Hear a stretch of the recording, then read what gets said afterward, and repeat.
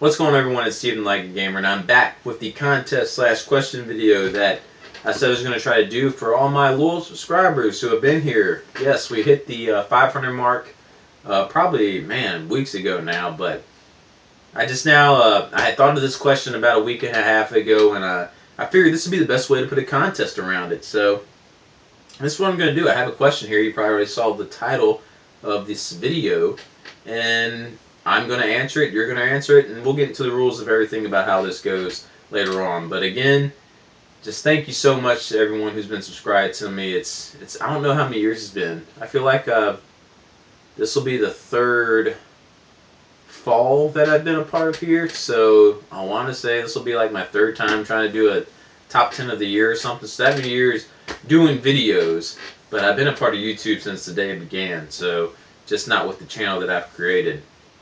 I started on YouTube watching these Dragon Ball Z music videos that people would make to just songs, and one of my favorites being this Gohan one where he's fighting Cell and the mini cells, to this No Leaf Clover Metallica song, and that's what got me started on watching videos and everything. So, but yeah, just as the question states at the beginning, how has YouTube changed your gaming ways, or has YouTube changed your gaming ways?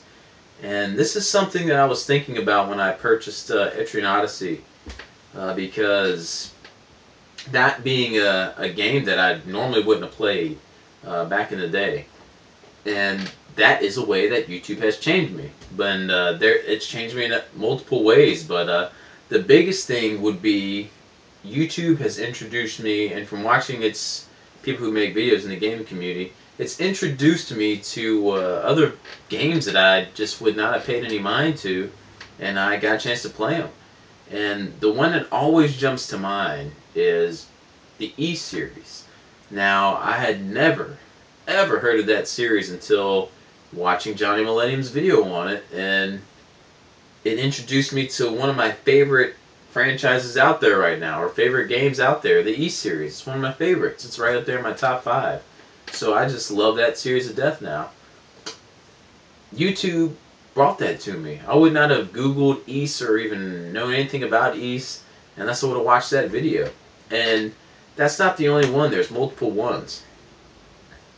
I've really started, if you watch my channel, you know I try to get in reviews of different types of games, but the last 4 or 5 years I've been hitting RPGs pretty hard. It's a genre that when I was younger, it's something I would never venture off into. I would try a game here and there in my teen years and stuff like that, but it never really hooked me and grasped me. Past 4 or 5 years though, I've been really hitting RPGs harder, and there have been channels that have just helped me a ton with that, as far as getting acclimated with them and just hearing about how they go. And the first one that jumps to mind to me that I was subscribed to him was Ball and Nick 1982. His game discussion videos and RPGs made it easier for me to get into them. If he did a video on a game that I might have been interested in trying to play, like just a more recent one was his Dragon Quest IX, Sentinels of the Starry Skies. Now, I've been subscribed to him way before that, but just as an example, that's one of the games, like, do I want to give this game a try or not? And after hearing his video on it, I was like, yeah, I'm going to give this game a shot and give it a try. It sounds really good. I like how he explained the combat and everything, and it seemed like my kind of game, and it was. I love that game. So I really like how people like Ball and Nick, and now, the past couple of years now, Dustin Christ, his game discussions, Ball and Nick shouted him out, and since the day he shouted him out, I've been subbed to him.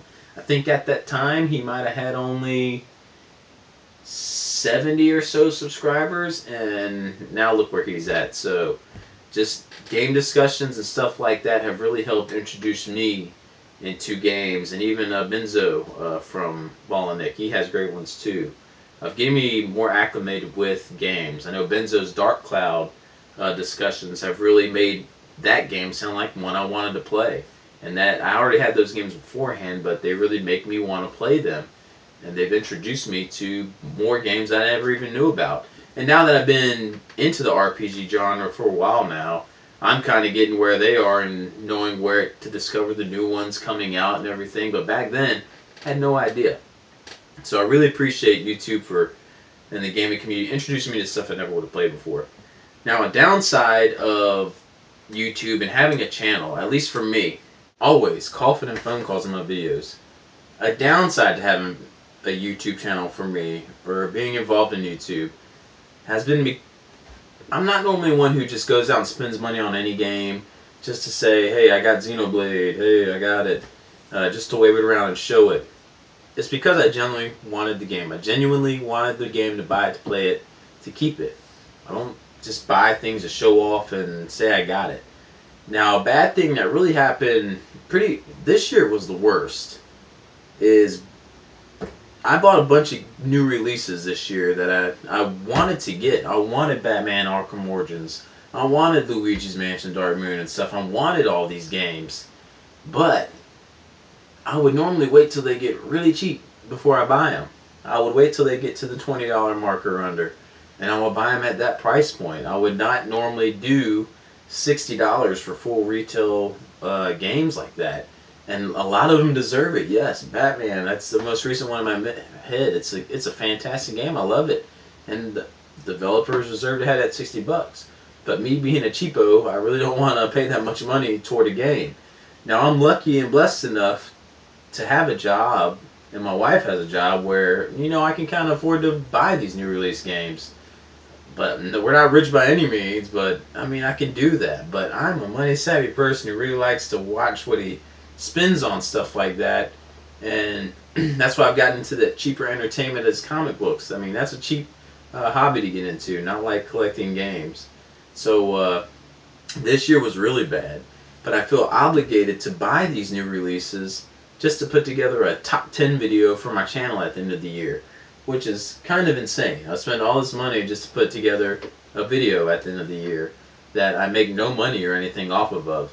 I don't monetize my channel or anything. So, and I wouldn't make any money from it anyway. But I just do it because it's a fun thing to do to put on a channel. But that's what viewers expect and want to see. That's what I'm thinking you guys want and gals want to know by the end of the year. And it has.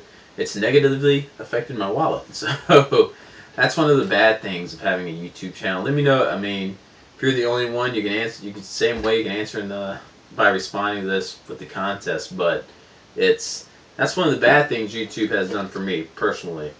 And other than that, just the experience has been great. All the people I've got to meet, it's been fantastic.